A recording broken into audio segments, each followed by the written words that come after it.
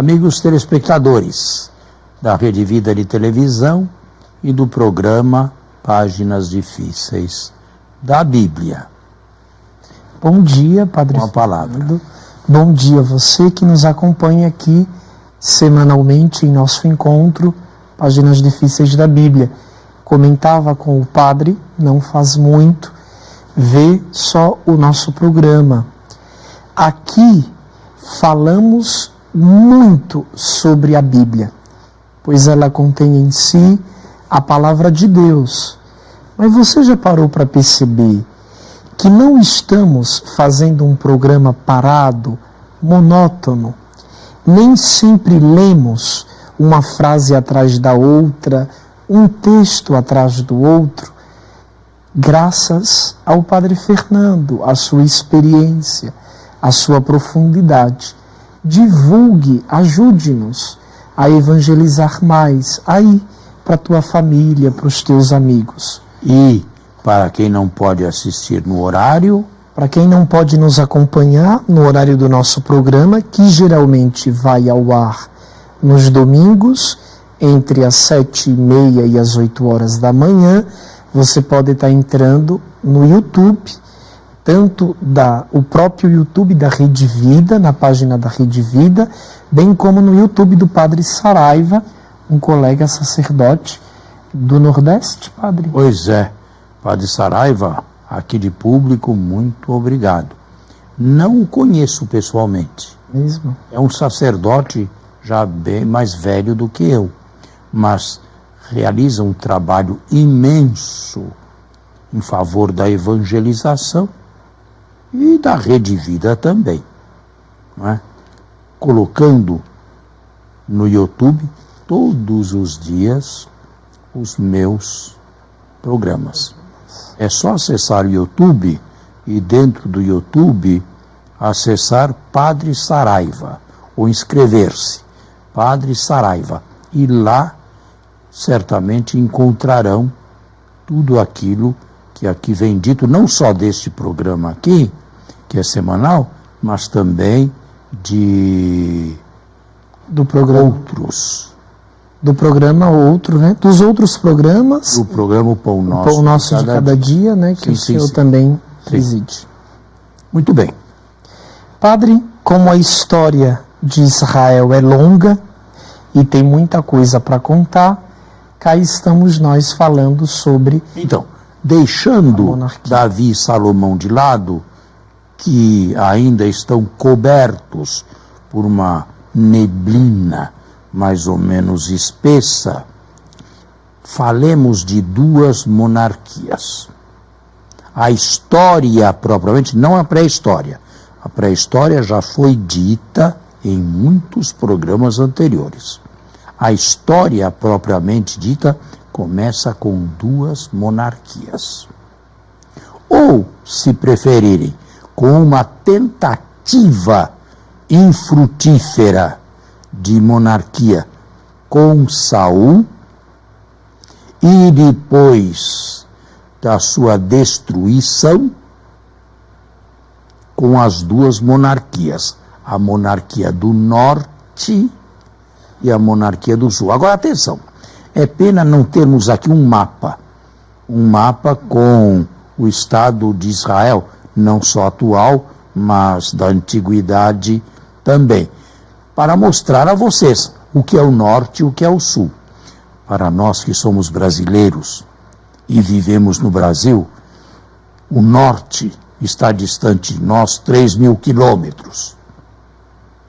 Ou mais até, se formos a Manaus, se formos a Amapá, Macapá. Bem, o norte lá está separado do sul por apenas uns 130 ou 150 quilômetros. Portanto, é bem diferente falar do norte e do sul lá e viver aqui o norte e o sul. Isto dito, existiu uma monarquia que abrangeu o centro-norte. Até pouco tempo, eu imaginava que esta monarquia teria surgido do consenso das tribos. Mas agora eu mudei de ideia. Eu acredito que foi a monarquia que constituiu tribos, ou melhor, que possibilitou a existência de 10 tribos no assim chamado Reino do Norte, que leva também o nome de Reino de Israel. Israel significando apenas 10 tribos do norte. Ao sul, e entre o norte e o sul, existe uma divisão geográfica. Ao sul, nas montanhas de Judá, formou-se uma segunda monarquia, Davi, que uma monarquia sulista, com 2 tribos, né? Que subsistiu com 2 tribos, a tribo de Judá e a tribo de Benjamim. Bom, aqui já começamos a pisar num terreno, digamos, mais sólido, do ponto de vista histórico. Padre, então, só para alinharmos com o telespectador e mantermos o fio do raciocínio, a seu ver, essa organização dos 2 reinos, das 2 monarquias, uma em 10 tribos e outra em 2 tribos, norte e sul, é consequência de um processo de esfacelamento da própria monarquia de Saul? O senhor acha que foi a queda da monarquia unida? Eu diria que Saul foi uma primeira tentativa, mas uma tentativa que fracassou graças aos filisteus. Sim. Ou por causa dos filisteus. E acredito que esses filisteus fossem a ponta da lança dos egípcios. Do Egito, que não gostaria de ter uma monarquia ou de perceber uma monarquia florescente às suas fronteiras, ou na sua fronteira. Agora, a nossa pergunta muito simples é: o poder que tinha a monarquia unida, como tradicionalmente se chama na história, na época de Saul e Davi, era o mesmo poder que tinha os 2 reinos, o do norte e o do sul? Nós não podemos responder com todo o caráter científico, com toda a certeza essa pergunta, porque nós já falamos aqui que esse período histórico certamente existiu, mas está encoberto por neblinas. Eu começo a trabalhar a história com 2 monarquias distintas. Aqui nós podemos pôr o pé no chão. Anteriormente a isto, tem o que a Bíblia diz, mas tudo está coberto para nós em muitas névoas. Não sabemos como distinguir uma coisa de outra. Agora, é interessante que Israel foi o nome só das 10 tribos do norte. O norte. Só. O sul era a tribo de Judá. Quando Israel desapareceu, ou foi varrido em 722, o nome Israel foi herdado pelo sul, mas não mais um nome geográfico, e sim um nome religioso. Os judeus começaram a se autodesignar religiosamente israelitas. É interessante essa leitura, né? Sumiu a história e apareceu a religião. Padre, do ponto de vista histórico, qual dos 2 reinos era o mais próspero? O norte e o sul? Não. Sem sombra de dúvidas, o norte. Lá, porque lá se desenvolveu muito mais do que o sul. O sul era um reino pobre e viveu às sombras do reino do norte durante largo espaço da sua história. O norte podia copiar o que havia nas proximidades, a suntuosidade, por exemplo, do reino de Damasco, dos arameus de Damasco.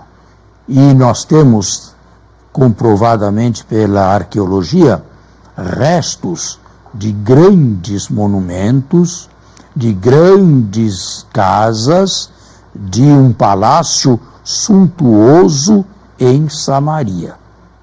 A arqueologia moderna, contemporânea, nos dá esta visão científica. E Samaria se tornou a capital do Reino do Norte. Com o tempo foi Samaria a habitação dos reis do norte. Agora, a Bíblia os mistura, ora fala do norte, ora fala do sul. Nós podemos, a título de maior claridade, distinguir o norte do sul, mas primeiro vamos fazer um intervalo. Intervalo.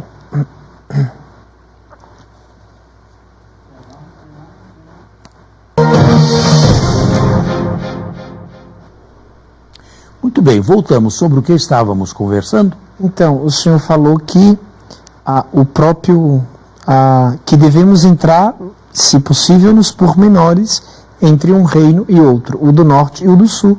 Quando eu lhe falei... Agora, você me fez uma pergunta no intervalo aqui, quer repeti-la? Na verdade, eu comentei com o padre, né, que quando eu visito estes textos aqui, sobretudo em Crônicas e Reis, a gente não vê muitos detalhes, a gente vê o historiador ou os autores sagrados falando do nascimento de um feito ou de outro do rei e da morte do rei, e sobretudo dizendo se aquele rei agradou ao Senhor ou se ele não agradou ao Senhor. Aí está, mais uma vez, a prova de que aos deuteronomistas, os escritores, séculos mais tarde, não interessava a história enquanto tal. Interessava apenas o ponto de vista religioso. Agradou ou desagradou a Deus?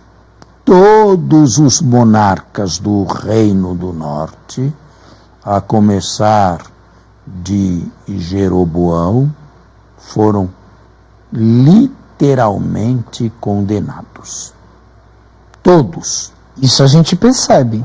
Todo mundo que é do norte parece que não presta popularmente. Claro, foi escrito o texto pelos sulistas, mas você tem que ter em mente que naquela época, bem, havia uma total liberdade, desordem religiosa. Nunca esse período pode ser chamado a Idade de Ouro de Israel. Nunca. Nunca. Escute. Desordem, tirania, sangue derramado, idolatria, baalização. Isso é a Idade de Ouro de Israel? E a seu ver, quando que é? O judaísmo. Então, no retorno do exílio? Só. Todo mundo voltando depois de 70 de Israel anos. Nunca mais voltou. Digo, daqueles que voltaram, dos exilados? Dos judeus, sim. Essa é a Idade de Ouro. Essa é a idade em que tem um sacerdócio. Quando se recomeçam do pó e das cinzas? Quando se recomeça tudo com o segundo templo. É o judaísmo do segundo templo. Esta é a Idade de Ouro do judaísmo. Porque aí nós temos tudo. E a própria Escritura foi dessa época. Não foi de época anterior. Todos os reis do Reino do Norte, a começar de Jeroboão, passando por Jeroboão II e terminando com Fassé, todos foram condenados. E o Reino do Norte, que conheceu um esplendor, digamos, monetário, financeiro, durante a sua existência, terminou com desordens, terminou com assassinatos, terminou com generalecos pretendentes ao trono, até que a Assíria, que já estava abocanhando algumas partes deste norte, se voltou contra Samaria em 722 com Salmanasar V e Sargão II. Padre, agora ainda nessa perspectiva histórica, quando a gente visitou o filho de Davi, Salomão, lá no texto se fala que ele construiu um suntuoso templo. Mas isso também? Tudo bem. Mas quando a gente visita alguns dados arqueológicos, provavelmente diz que o Reino do Norte, e o senhor já nos falou, tinha construções magníficas, sobretudo na época de Onri, que tornou Samaria a capital do Reino do Norte. Será que, pelo fato do povo do Reino do Norte ter ido pedir asilo no Reino do Sul, eles fizeram essa realocação de imagem? Ou seja, esse templo suntuoso de Salomão provavelmente nunca se deu e eles copiaram do norte? Em primeiro lugar, tome cuidado quando falar em templo Salomão, em suntuoso. Nós temos um aqui em São Paulo. É verdade. Esse é o templo suntuoso de Salomão. Salomão nunca teve uma coisa igual, nem cabia na Jerusalém dos templos de Salomão. Nem de longe. É que a literatura religiosa traz muitos detalhes, né? Agora, o Reino do Norte tinha templos rivais. O templo de Dan, no extremo norte, e o templo de Betel, onde profetizou Amós, no extremo sul. Por quê? Ambos no território do norte. Do norte. Para impedir ou dificultar os peregrinos de irem a Jerusalém. Então eles tinham dois santuários, digamos, rivais, onde podiam ir. E lá estava a estátua de Yahvé, Deus, configurada na imagem de um touro. De si, isto não é ainda idolatria, de si. É comum encontrarmos imagens ou figuras de Deus Pai, um velho barbudo, barba branca, cabelos brancos ou meio calvo, isto é Deus. Não tem nada, mas ninguém diz que é uma espécie de antropomorfização. Ninguém diz que isso aqui de si seja uma idolatria. Porém, foi um caminho para a idolatria. E os profetas, sobretudo Amós e Oséias, combateram a idolatria, a baalização do Reino do Norte, trazida pela mulher de Acabe, a famosa Jezabel, que trouxe do Líbano, da Síria, da Fenícia, Tiro e Fenícia, os famosos sacerdotes de Baal e sacerdotisas também, com a prostituição sagrada. Claro, falar uma coisa dessas é buscar as raízes de ouro da história de Israel. É evidente que não. É evidente que isso aqui tudo deveria acabar. E de fato acabou. De fato acabou e nunca mais se restaurou. Até os dias de hoje. Nunca mais voltaram. Se miscigenaram com as nações para onde foram e, como eu disse, terminaram. Ficou a monarquia do Sul ainda por uns 150 anos. Mas depois também não teve uma sorte melhor. Se lá a destruição foi por culpa dos assírios, aqui no Sul, em 587, será a segunda grande deportação de judeus por Nabucodonosor de Babilônia. E assim, a coisa não foi menos pior. Terminaram as duas monarquias. A terra onde corre o leite e o mel se transformou em terra estrangeira. O padre, mas se fala que décadas depois eles puderam voltar. Eles quem? Aqueles que... Bom, aí vem... Alguns historiadores acreditam que alguns ainda eram vivos, daqueles que foram do sul.